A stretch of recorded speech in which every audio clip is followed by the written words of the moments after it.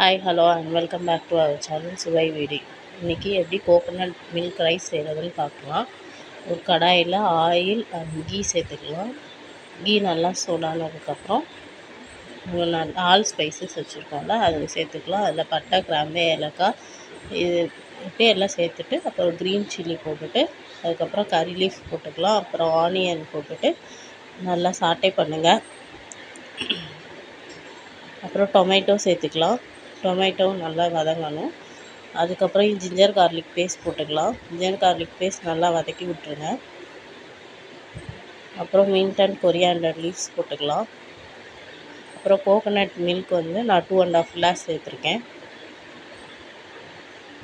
அப்புறம் ரைஸ் நான் 1.5 ஜீரா ரைஸ் சேர்த்துருக்கேன்.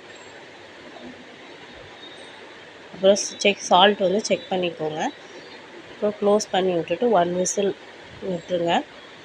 எம்மியான கோகோனட் மில்க் ரைஸ் ரெடி ஆகிடும். நீங்கள் ட்ரை பண்ணி பாருங்கள் ஃப்ரெண்ட்ஸ், நல்லாயிருக்கும்.